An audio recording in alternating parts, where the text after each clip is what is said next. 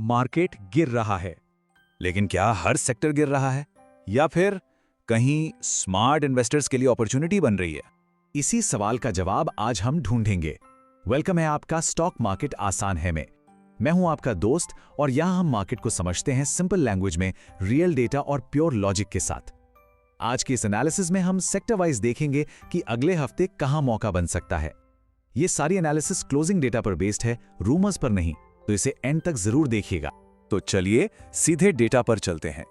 पिछला हफ्ता निफ्टी के लिए आप कह सकते हैं बिल्कुल फ्लैट था, सिर्फ 0.04% का गेन। इसका मतलब क्या है? इसका मतलब मार्केट एक जगह रुका हुआ है, कंसोलिडेट कर रहा है। और ऐसे टाइम में पूरे मार्केट को एक नजर से देखना गलती होगी। हमें डीप डाइव करना पड़ेगा सेक्टर बाय सेक्टर। तो सबसे पहले शुरुआत करते हैं मार्केट के दो सबसे बड़े खिलाड़ियों से, बैंकिंग और आईटी।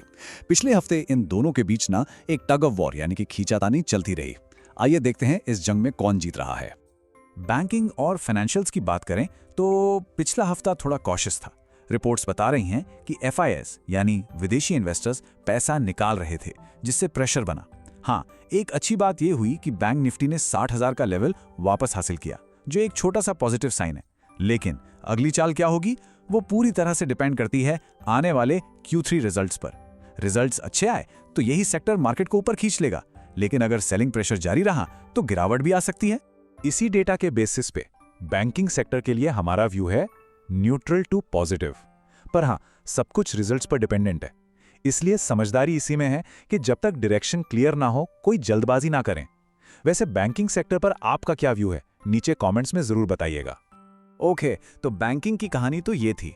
अब आते हैं आईटी पर, और यहां तस्वीर थोड़ी अलग है। जब बैंकिंग में प्रेशर था, आईटी सेक्टर ने कंपैरेटिवली काफी स्ट्रेंथ दिखाई। इन्फोसिस के रिजल्ट्स के बाद निफ्टी आईटी इंडेक्स में एक सॉलिड बाउंस आया।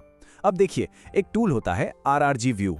ये हमें बताता है कि कौन सा सेक्टर निफ्टी के मुकाबले ज्यादा स्ट्रांग है, और RRG के हिसाब से आईटी सेक्टर इस वक्त लीडिंग क्वाड्रेंट में है। सरल भाषा में इसका मतलब है कि ये मार्केट को आउट परफॉर्म कर सकता है। बस शर्त यह है कि ग्लोबल मार्केट्स, खासकर US मार्केट शांत रहें। अगर ऐसा होता है तो आईटी अगला लीडर बनने का दम रखता है।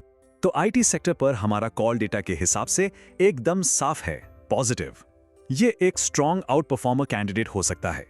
आगे बढ़ने से पहले एक बात, अगर आपको मार्केट को ऐसे ही सिंपल, नो नॉनसेंस तरीके से डेटा और लॉजिक के साथ समझना अच्छा लगता है तो स्टॉक मार्केट आसान है परिवार का हिस्सा जरूर बनिए, सब्सक्राइब करके, क्योंकि यहां हम रोज मार्केट के लॉजिक को डिकोड करते हैं, टिप्स नहीं देते।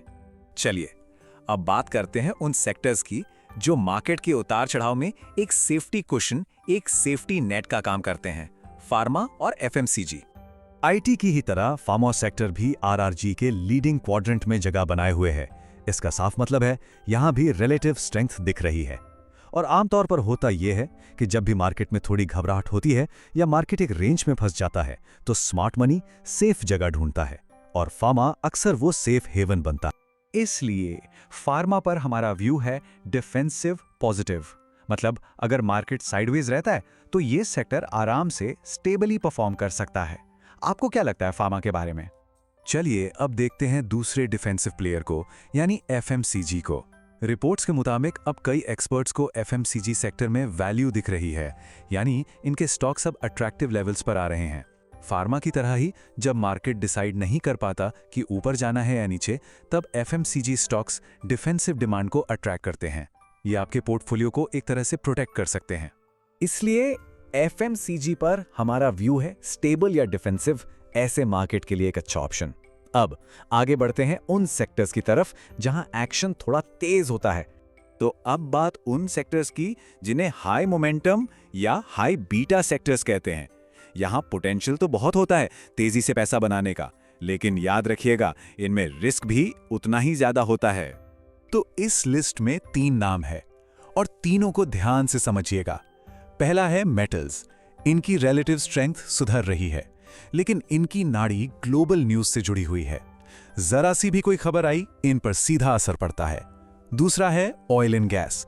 ये सेक्टर क्रूड ऑयल के दाम और जियोपॉलिटिकल टेंशंस का गुलाम है, इसलिए इसमें उतार चढ़ाव बहुत ज्यादा रहता है। और तीसरे हैं इंफ्रा, PSU बैंक्स और मिड कैप्स।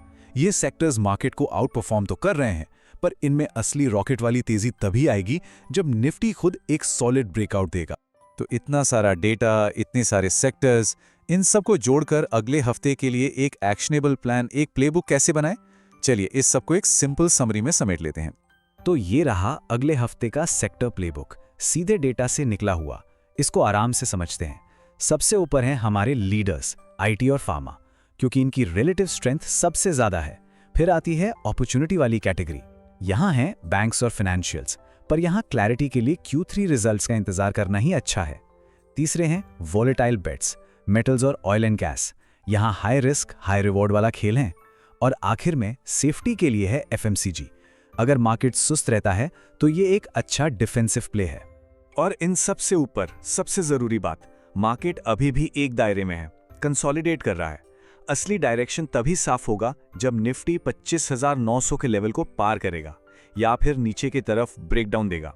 ये सारे सेक्टर वाइज मूव्स इसी बड़े ट्रेंड पर निर्भर करेंगे। इस लेवल को जरूर ध्यान में रखिएगा।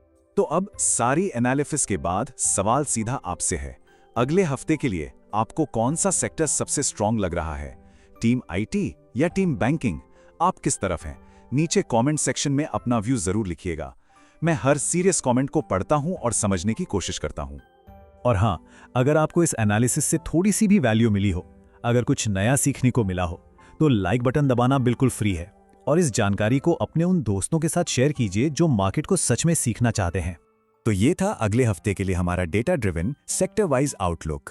मैं हूं आपका दोस्त और आप देख रहे हैं स्टॉक मार्केट आसान है। सब्सक्राइब करना मत भूलिएगा, क्योंकि मार्केट मुश्किल नहीं है, बस उसको समझना आसान है। एक जरूरी सूचना, यह सारी जानकारी सिर्फ एजुकेशनल और जानकारी के लिए है।